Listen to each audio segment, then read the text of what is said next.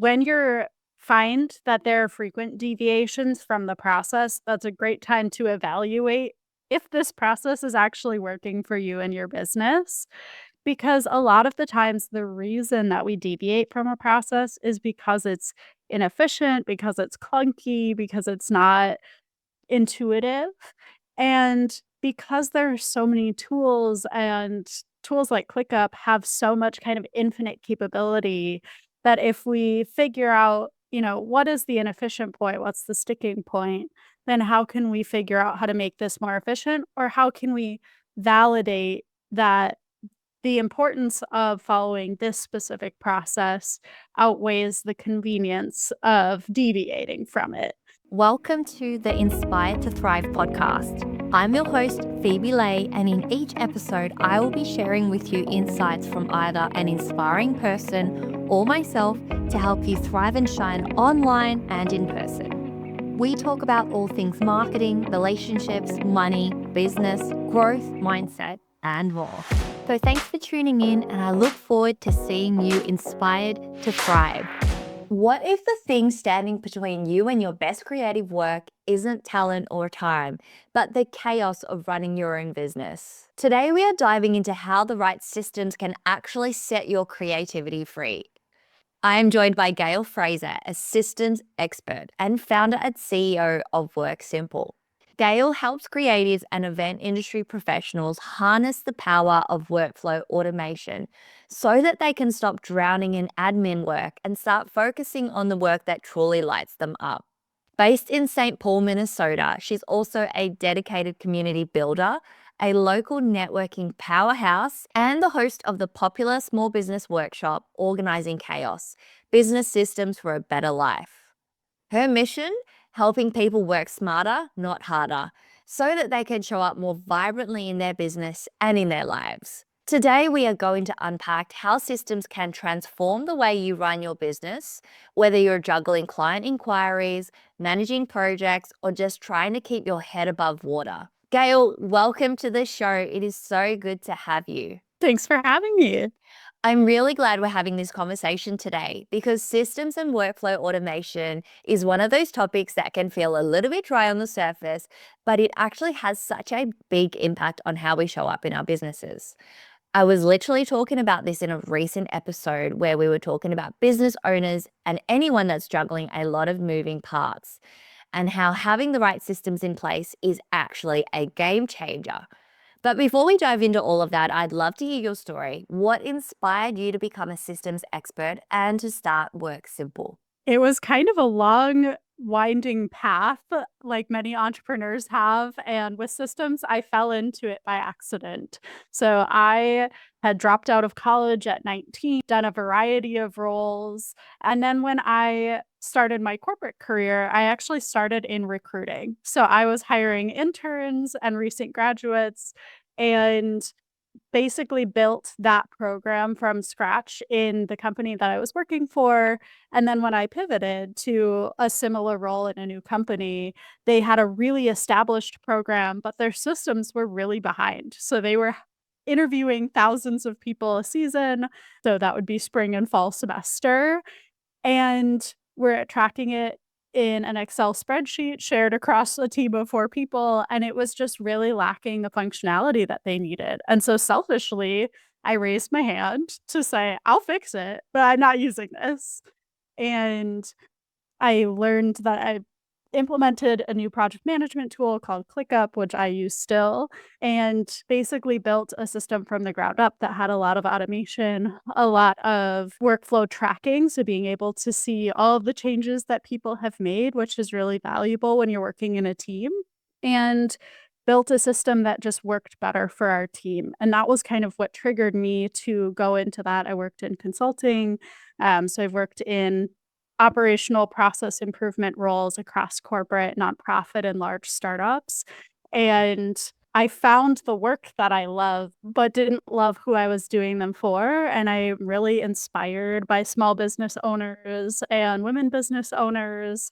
And I knew that they were the people that I wanted to be working with, and that my systems experience and expertise could be applied to help them manage it all and do all of the things that are required of a small business owner, especially when you're one or a few people. That's a really, really great point. And for those that might not be familiar with the term, I'd love to hear how you define workflow automation and why it matters so much for creatives, event professionals, business owners, and anyone really managing multiple projects at once. Totally. So, workflow automation, especially for my clientele with creative service providers, wedding professionals, can feel like a really scary term of I don't want to take away the boutique custom service that I provide and that feel that I provide to my clients. But what it can really do is be an extension of you when you're not available. So, for example, my clients in the wedding industry who might be working a 12-hour day over the weekend or back to back events where they are really hands on and can't check their email, can't be responding to things. They might still have emails that need to go out, or they might have new inquiries, and automation can help you fill in the gaps where you can have a template that's something you would say. It's the same thing you would write out if you were manually responding to an inquiry response or nudging someone to get their final video call on the calendar before their wedding. And it can step in when you're out working your event and you have to be super present in the day. And so I think where people get a little bit scared of, oh, I don't want to lose that hands-on feel, it can actually improve their client experience because the emails that they would be sending at certain touch points are being sent out when they don't need it or when they're not available to send it. And similar with project management, I know you mentioned it can feel really overwhelming. Many of us are like, I have notes in my paper planner and on my Post-its and in my notebook and on my notes app. It can be really hard to track all of those tasks across. And so having one tool where you can store all of that and it's doing some of the dating tasks for you and auto prioritizing can make it feel a lot more manageable to manage the everything. That is such a good point, Gail. When we are not managing things systematically, it's so easy for things to slip through the cracks.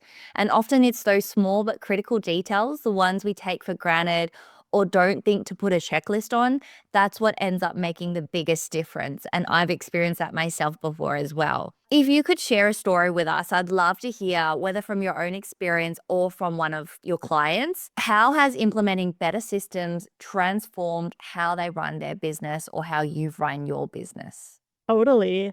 One of my first wedding planner clients was managing everything out of Google Sheets, which is really a common thing that I see in the wedding industry. And depending on how well you've built that tool out, it can function really well for how you need it to. But if you're working in a team, so a lot of wedding planners will bring in additional folks for day of. And so they need to be cued into what's happening when and what their responsibilities are. If you're having that just in one spreadsheet or across multiple, it can be really confusing for when you're bringing in people last minute. And so we built out a custom solution for her in ClickUp where for each wedding, it has a templated task list from 12 plus months out to the day of the wedding and after for sending out reviews and referrals and things like that. And it has all of the tasks that she knows she needs to get done for every single wedding. And as soon as she signs a new client, she pops that into her workspace. She doesn't have to populate all of those tasks.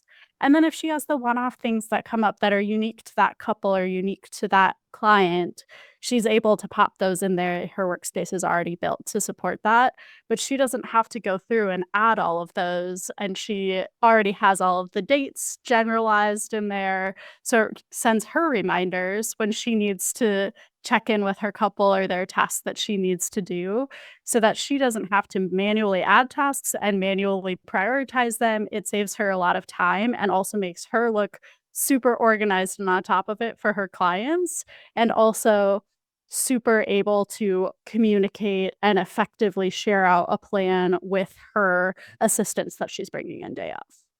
Wow, that sounds super effective. For people that are like juggling lots of moving parts, then what would you say is the very first system or automation that you'd recommend that we have in place, especially if we're wanting to save time? It's a great question, and it depends what you're struggling with most in your business. So, the two things that I see most often with creatives are that they have a CRM, but they're not really using it to its full capabilities. And so they don't have that automation built, or they don't have even email templates built. And you can save so much time with not manually responding to inquiries and not having to think about follow-ups with your clients or getting some of those more regularly scheduled calls on the calendar. Your system can do that for you, and almost every CRM has the automation capabilities to handle that. And so that's the one thing that I see pretty frequently is that my clients either they have and pay for the CRM and they pretty much just use it for sending invoices and contracts. And in reality, it can do so much more to lift the burden. And the other thing I see a lot is people think they buy a CRM and that's their project management tool. When in reality, CRMs are really bad at project management. They're bad at telling you what are all the tasks that I have to do and helping you prioritize. And so a lot of what I see missing from my clients' tech stack is a project management tool that can help them get organized and really stay on top of all the individual tasks they have to do rather than just the project as a whole. Wow, that's super fascinating. And it sounds like you've had a few aha moments from your work where you've identified a missing gap and then you've put something together. And sometimes a simple workflow tweak can make such a huge difference. 100%. And I see that with my clients every day of it's going in there and having those conversations. Operations isn't a fun topic for most of my clients, and can be really overwhelming and scary. And so having someone that they can go in with and just help them solve the puzzle and figure out, well, how can we make this easier for you? Or if you do want control over this point of and personalization at this point of the process, how do we still take work off your plate, even if we're not fully automating that piece? And there are still a lot of ways to do that with templates and other things in your tools. And so that's really how I see what I do is being in there to kind of hold your hand and figure out the puzzle together rather than, here's the exact right way to do it. It's really custom to each individual. Do you have any, like, I guess, AI tools or maybe low hanging fruits for people that are creative that maybe they're not automating or that you often see people aren't automating when they should? It's interesting with that you bring up AI. So I offer with my newsletter sign up a free ClickUp template. So ClickUp, like I mentioned, is a great project management tool. It's incredibly capable. And that's a great way to get started with kind of a format in place. And you can customize it as much or as little as you want to. We love Um, ClickUp at Thrive and Shine as well. Yes. It's such a great tool and great for every size business, really. It's a great option. And AI is a really sticky one, especially in my industry and operations. It's become obviously such a huge topic. And with the creative industries, and every industry is trying to figure out how can we use this more and how can we use it better. And there's this sticking point of does it take away the personality? Does it interfere? Does it help me save time? And the ways that I really see benefit for my clients when thinking about AI is really in a lot of the day to day. I think it's a good idea generator when you're coming up against a blocker. So, I have ADHD, a lot of my clients do as well. And it can be really hard to get started with something if it's kind of an administrative task and it's just something that you don't want to do. And our brains kind of push back on that. And so being able to say, okay, I put out all of this content, I put together all of these reels or all of these carousels for Instagram, and now writing the copy is going to just be the barrier that I'm not going to get done. And I always recommend that's a great place to step in and have AI generate some ideas for you. but always putting your own voice and your own twist into it so that it's less of AI doing it for you and a little bit more of AI being a helper to get you through those barriers. Because I do think that it's still important to have our human voices and human heart behind what we're doing.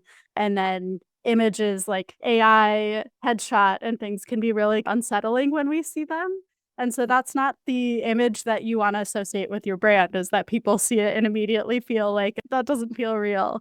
And so I think that's something that I talk about a lot with my clients of like, there are ways that we can use it to help us that aren't AI replacing us as a person in certain aspects of the workflow. Yeah, totally. I 100% agree. I think it's really, really important that when we are, even if we're automating and using AI for streamlining our content creation, we definitely always need to cross check, edit, tweak, and personalize.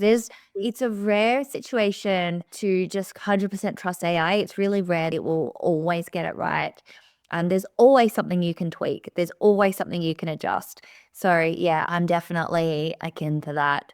I'd love to know your like apart from ClickUp, and for those that are listening, ClickUp is an amazing. It's kind of like it's a great project management tool. It's kind of like a CRM, but like a Monday platform built in one, and it's super useful. But Gail, I'd love to know what are your go-to tools or platforms for getting organized and, like what makes each one of your tools stand out?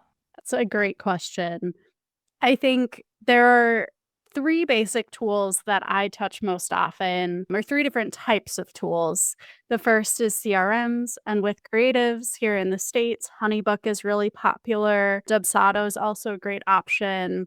And then so those are kind of like the lower tier is a bad term for it because they're extremely capable and extremely functional for a lot of small businesses. They cover invoicing, proposals, contracts, payment. So all of that's really important to have, and that's what you need in your tool. And then there's kind of a level up from that. That's going to be like your HubSpot and your Go High Level and Zoho and things that have more of that email marketing component and more of the marketing built in. So those are kind of like an optional next step, especially if that's going to be a big part of your platform. So it's the CRM. So I see Honeybook and Dubsado most often. They're great tools for creatives. And then the project management tools, obviously I use ClickUp most often, but do some work in Notion is another really popular one that has its pros and cons. And then Asana, Monday, all those other tools, but my preference is ClickUp. I think it's the most capable for the best price. Yeah. And then the third is a scheduling tool. So I see so many people who do not have a scheduler for their business where they can send out a link and say, get on my calendar, and it shows the available times. And that is going to be a huge time saver. So if you don't have a scheduling tool, your CRM, first check your CRM to see if that's a capability that is included. It is included in most CRMs. So you might already be paying for that and have that capability. Google Workspace allows appointment scheduling. So if you're on Google with your business, you should be able to use Google Appointment Scheduler. And then Calendly is obviously the big one that many people use, and all of them are really effective choices. But that's a really easy win if you are looking for a quick way to level up and you aren't already sending out a get on my calendar type scheduling link for your clients. Yeah, I think my Calendly link is the most used tool that we have that we don't even think about how much time it saves. It's just been in my business since day one and highly recommend it. I don't think I could be sitting here throwing you 3 times in my calendar, not knowing what times are going to work best for the other person when they can just go in and just find a time. So that's absolutely one that we endorse as well. And I like that you have, like me, explored all the different tools like ClickUp, Asana, Monday. There are so many. And it's funny that you and I have both gone with ClickUp. And mind you, I'm not being endorsed by ClickUp. I'm just sharing, what works for us. But yeah, I think that I guess we take for granted what's available to us. And sometimes we forget that it's there. And a lot of the time I'll find that for us, someone in my team might forget to use a tool that we already have and maybe send me like a Word document when we have like Airtable, for example, where we plot all of our ideas, we put all of our content plan for us and all of our clients. And sometimes every now and then someone might send me, like a post in WhatsApp or, in our chat. And I'm like, we've got to go back to the process, even though this is fast. And I understand that sometimes we just want to do what's quickest. Do you find that when we are taking shortcuts, when we stop following a process that we have in place, that there can be some drawbacks to that? Or do you think that, sometimes it's okay to just have a little bit of leeway? I think it's a good when you're find that there are frequent deviations from the process, that's a great time to evaluate if this process is actually working for you and your business. Because a lot of the times, the reason that we deviate from a process is because it's inefficient, because it's clunky, because it's not intuitive. And because there's so many tools and tools like ClickUp have so much kind of infinite capability that if we figure out, what is the inefficient point, what's the sticking point, then how can we figure out how to make this more efficient? Or how can we validate that the importance of following this specific process outweighs the convenience of deviating from it. So I see this often with HoneyBook, which is a CRM, it loads really slowly. So it loads pages really slowly. And if you're trying to use that as your primary point of email communication with your clients, it can feel really slow to like pull up your honeybook and go into their project and go into their email thread and add out a new email when you could just you have Gmail open on your computer and you could just type out a quick email and that's going to run faster. And then there's this counterpoint of I pay for this tool, not end all be all, but if I want to have all of my client communications in one place, then I have to kind of deal with the slow loading speeds unless I want to switch CRMs to something that's going to load faster. And it's those counterbalance points where we kind of have to evaluate, is this process working? Is this working how I want it to? And what am I willing to deal with to have usually the convenience of the process is that all of your things are in one place and you're not missing tasks. Yeah, totally. I think it's definitely really important that whatever process that we choose, we're not like I guess the way I speak with my team is I'm happy for them to deviate as long as they don't skip steps. So sometimes I will notice that something has gone wrong or something's missing. And usually that's when they haven't followed the process. And I'm a stickler for SOPs. I'm sure you will be too, Gail, because I think anything that is repeated needs to be documented, because if it's documented, then you can delegate. And I do spend a lot of time creating SOPs, and thanks to AI, it now saves me a lot of time. But I have found that, yeah, like if there's a deviation, it's usually because that process isn't followed. I also have noticed that there are a lot of tools out there, and you will probably say the same, where there is overlap. You mentioned Notion. We actually used to use Notion. And one day I was like, why are we using Notion? I was just unsure why we had Notion, which was kind of like a bit of my Google Doc or Google Sheets or whatever, and Airtable and, ClickUp.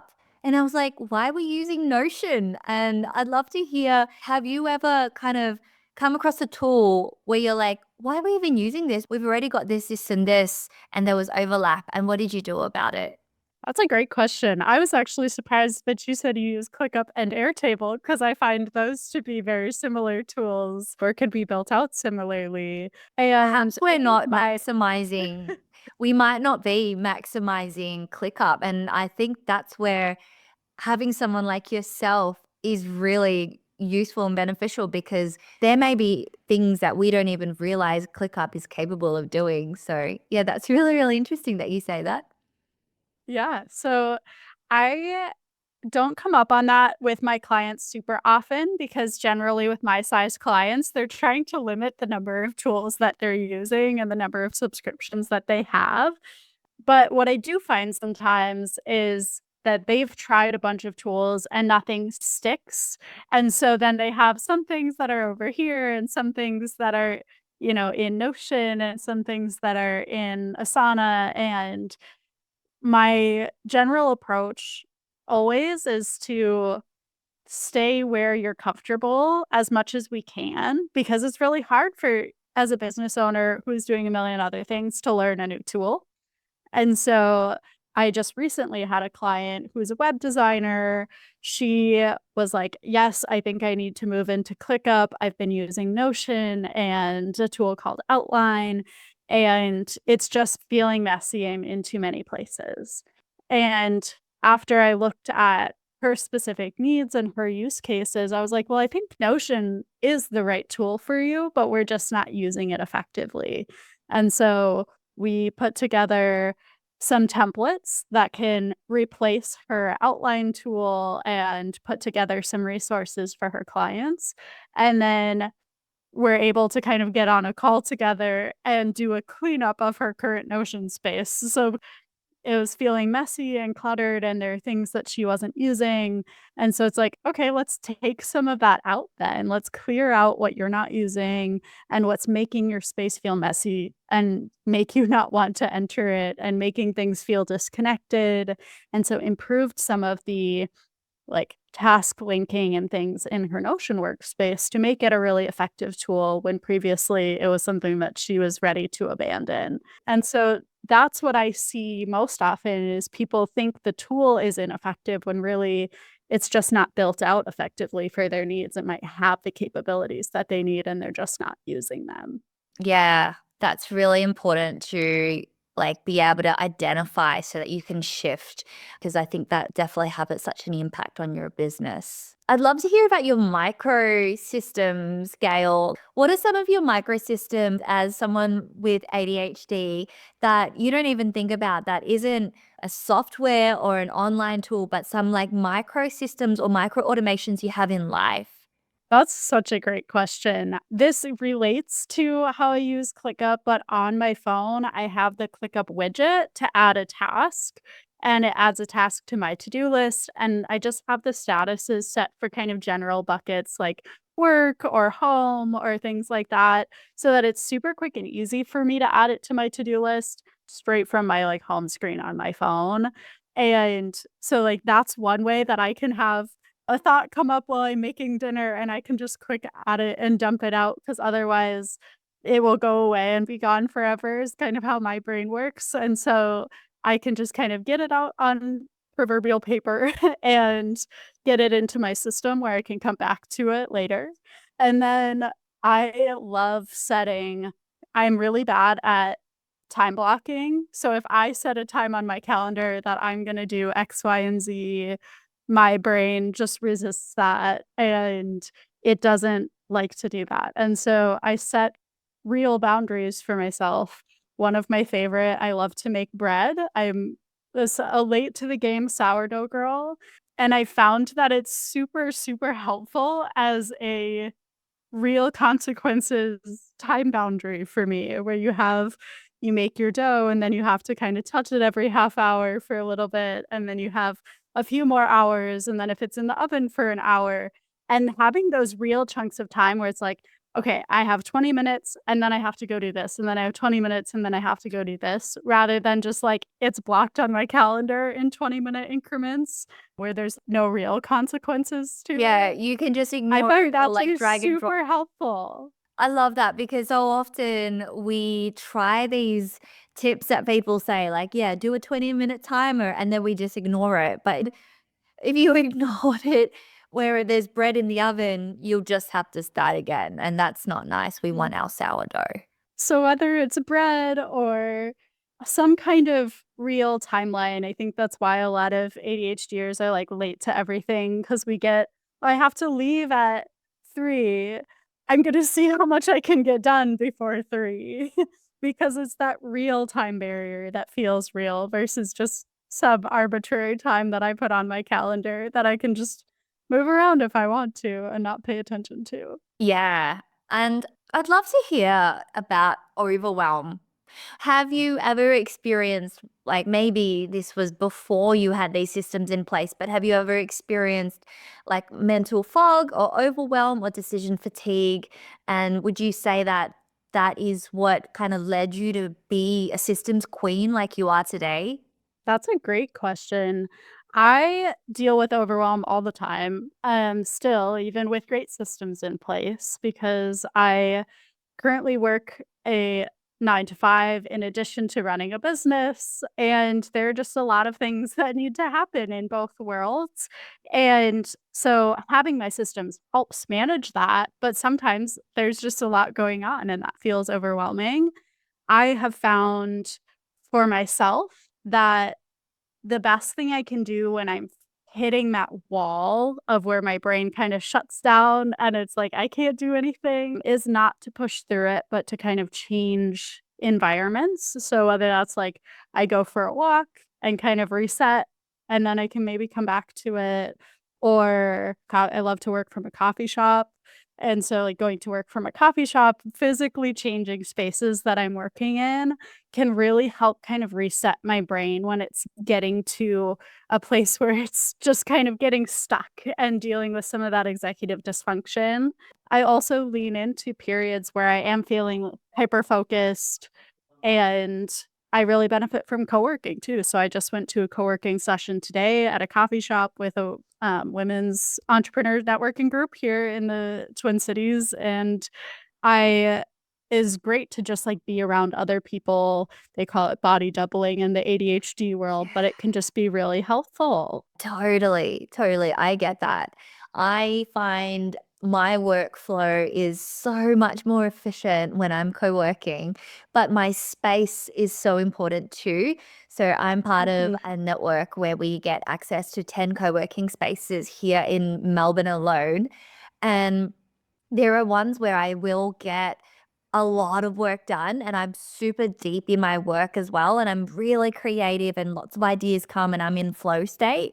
But there are some Mhm. also like my home base where it's really social and it's in a warehouse. And I, for some reason, when I'm sitting in that warehouse, I just cannot think about my business and I cannot get deep work. So I really believe that our environment and the body doubling thing, you know, like the people that are around us, has a really big effect on helping us organize that chaos. And speaking of which, you do host workshops that are called Organizing Chaos, where you help small business owners see the value in systems. And I'd love to hear about that. What are these workshops like for a business owner, and what do you do with your clients in during those workshops? Yeah, that's a great question. So a lot of my when I've done these workshops for networking groups or other women's or entrepreneurs groups, it's a lot of going through some of the basics that we talked about at the beginning. What are the types of systems that you need to effectively run your business? So many small business owners are figuring it out as they go. And that's so normal, and it can feel really overwhelming. It can make you feel behind when you learn, like, oh, I didn't know what a CRM was, and I didn't know that I needed one. And now I'm just completely overwhelmed because now I have to do the research and figure out which one to use.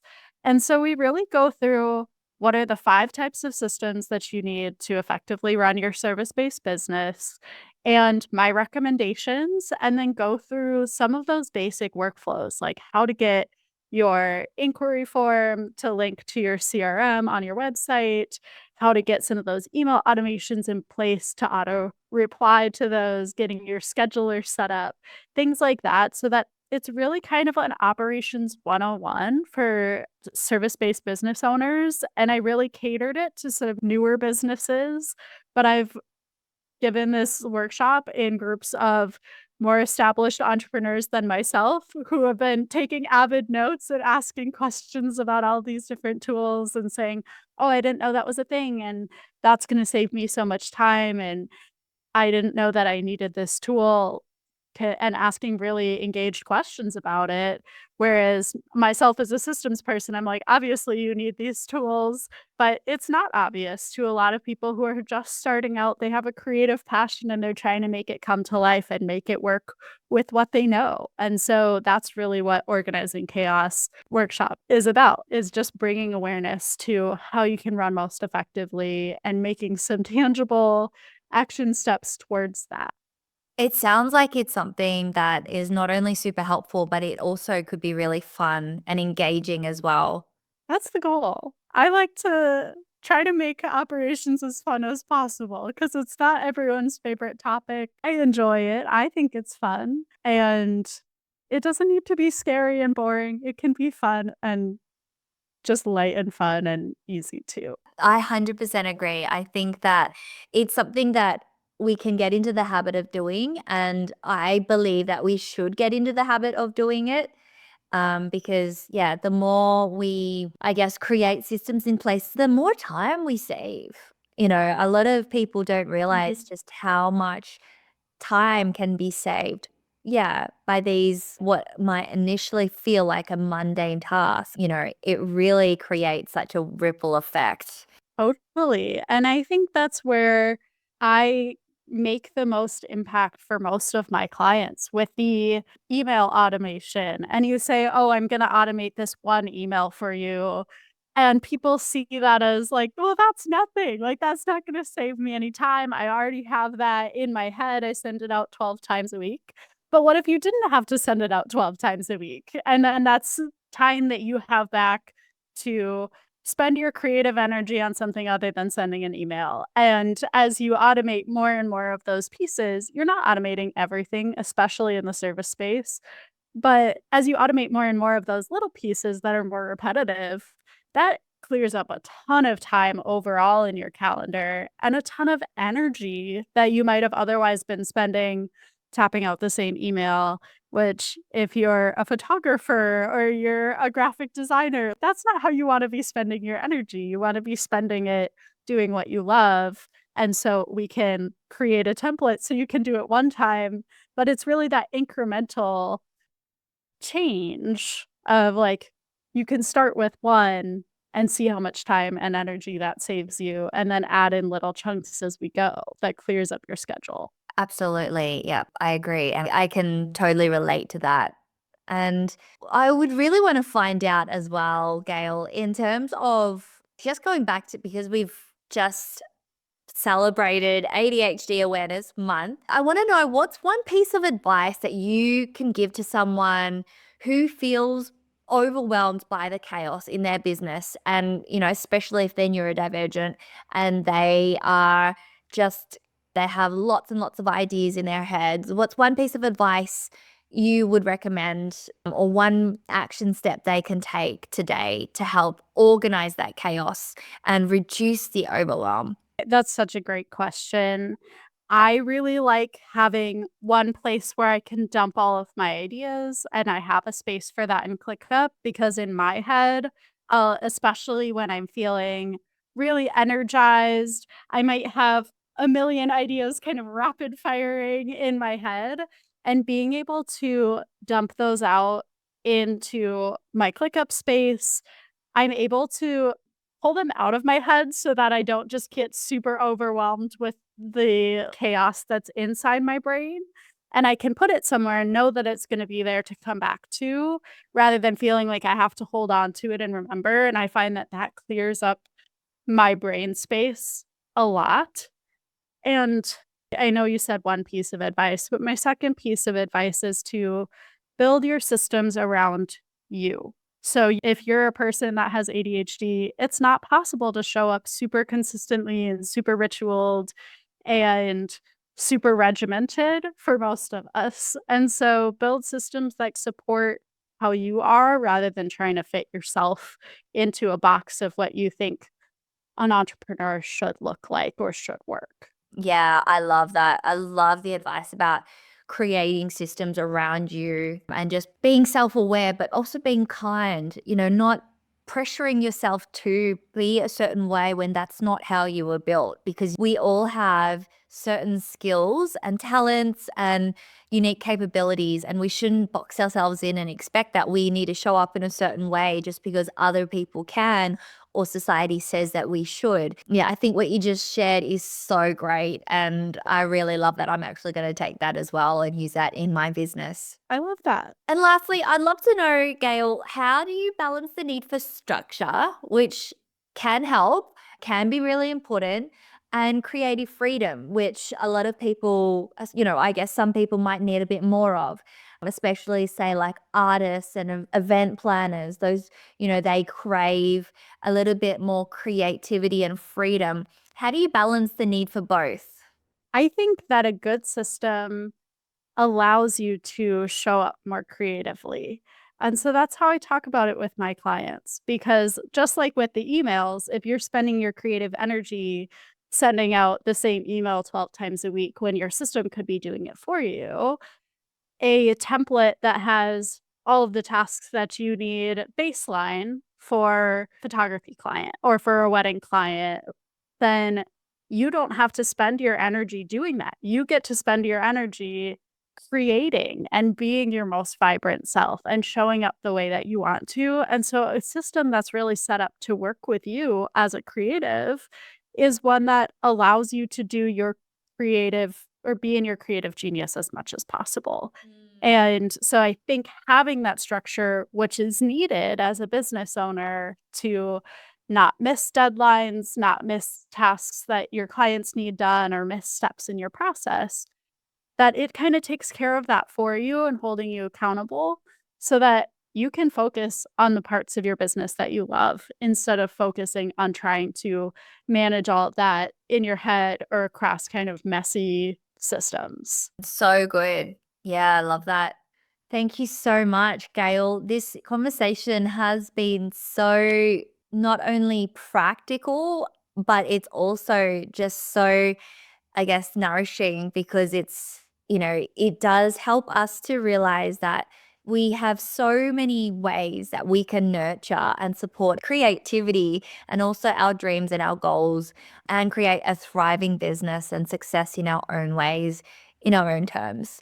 You have clearly showed us that it's not something that is dry, mundane, and boring to create systems in our business, in our life, and there are lots of different ways that we can do it. And I'm really excited to see how the listeners can actually take from this episode and turn that into really effective and efficient, streamlined businesses. So I just want to say thank you so much for your time. It's been such a pleasure having you on this episode today. It's been great to be here. Thanks so much for having me. And to the listeners, if you want to get your hands on more of Gail's resources and, I guess more insights or practical tips, definitely follow Gail on social media. And Gail, do you have any maybe resources that people can get their hands on, whether it's on your website or social media? Yeah. So on my website, worksimple.io/the download, you can join my newsletter and get my ClickUp template that I recommend for service-based business owners. It's a great way to start out if you are looking to try out ClickUp and see if it's a good option for you, or looking to implement a project management tool in your business for the first time.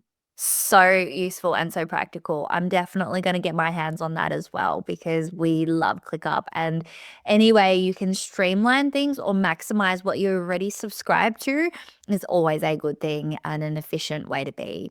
Once again, Gail, thank you so much. It's been a pleasure having you on the show.